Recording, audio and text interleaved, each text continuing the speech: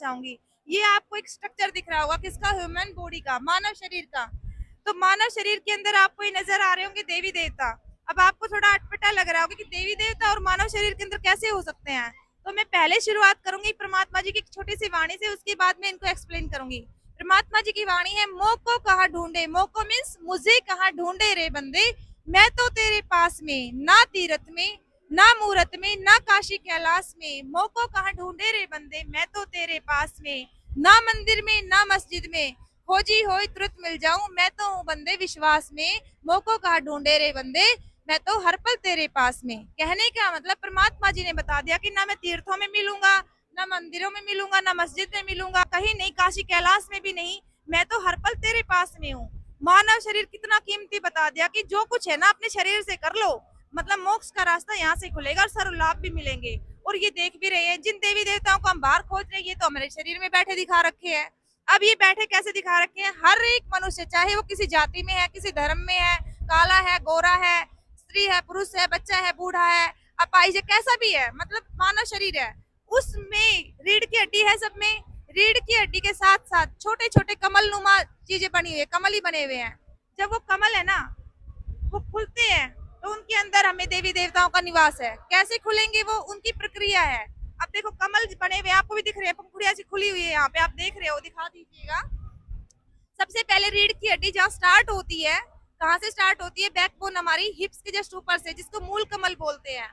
मूल कमल में गणेश जी का निवास है, उनकी 4 पंखुड़ियां है। जब हमें वो मंत्र जाप गुरु जी से मिलेंगे, सच्चे मंत्र, वो जब हम जाप करेंगे तो वो खुलेंगी। उसके ऊपर 2 इंच ऊपर है स्वाद कमल, जिसमें कि ब्रह्मा जी सावित्री जी निवास करते हैं, उनकी 6 पंखुड़ियां हैं। जब वो मंत्र हमें मिलेंगे तो वो खुलेंगे और वो हमें लाभ देंगे। इनका मैं व्यवहारिक एग्जाम्पल भी आपको देंगे, कैसे लाभ देंगे और कैसे खुलते हैं, वो मैं आपको बाद में बताऊंगी। पहले मैं मोटा मोटी से डिफाइन कर दूं, ये आपको समझ आया यहाँ तक। उसके बाद जो नाभि कमल है, नाभि की सिद्ध में और बैकबोन में ही अंदर की साइड जो मैंने बताया आपको, ये है विष्णु जी, लक्ष्मी जी, इनकी 8 पंखुड़ियां हैं। जब ये इनके मंत्र जाप जो हम गुरु जी से लेते हैं, सच्चे गुरु से और सही शास्त्रों के अकॉर्डिंग, तो वो हमें लाभ देना शुरू करते हैं, ये पंखुड़ियां खुलती हैं।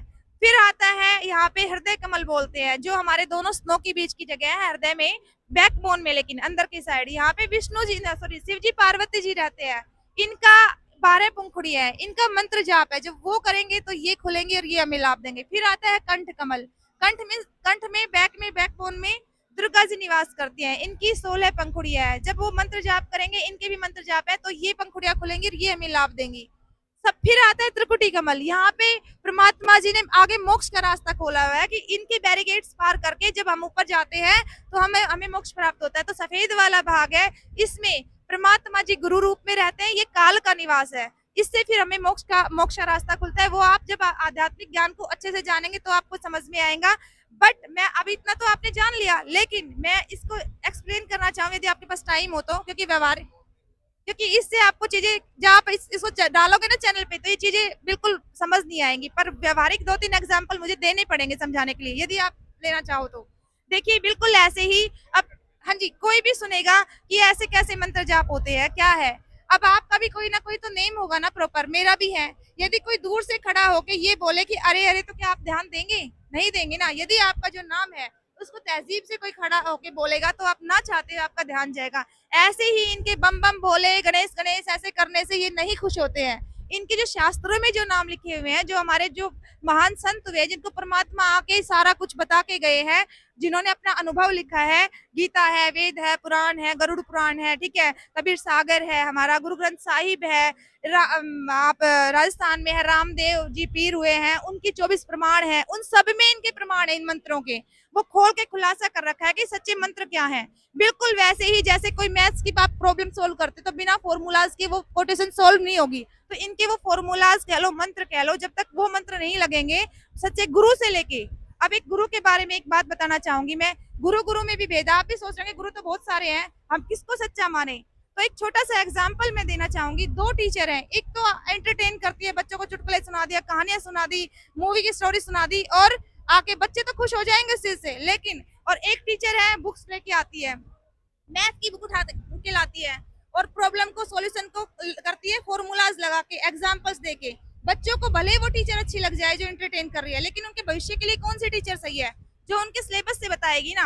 ऐसे ही वो तो व्यवहारिक सिलेबस हो गया, या आध्यात्मिकता का सिलेबस क्या है, हमारे सारे धर्म ग्रंथ है जितने भी, कौन कौन से, गीता, हिंदुओं में गीता, वेद, पुराण, बाइबिल हो गई क्रिश्चियंस की, गुरु ग्रंथ साहिब हो गया किसका, सिखों का हो गया, मुस्लिम्स की क्या हो गई, कुरान शरीफ होगी। मतलब सारे धर्मों के सारे धर्म ग्रंथ किसी एक की तरफ इशारा कर रहे हैं, कौन है, कबीर इज गॉड, एक परमात्मा हम कहने को कहते हैं ना, सबका मालिक एक। और ये देवी देवता, ये भी कम नहीं है, इनके जो मूल मंत्र है, क्या कहने का मतलब, जब मोक्ष होगा तो हम जैसे आप यहाँ तक आए हैं तो आप कोई टोल टैक्स दे के आए हैं ना, अपनी गाड़ी से आएंगे, तो जब तक टोल पे नहीं करेंगे तो आपको आगे नहीं जाने दिया जाएगा। तो जब हम मोक्ष का रास्ता हमारा खुलता है तो इनके लोगों से होकर गुजरना पड़ता है।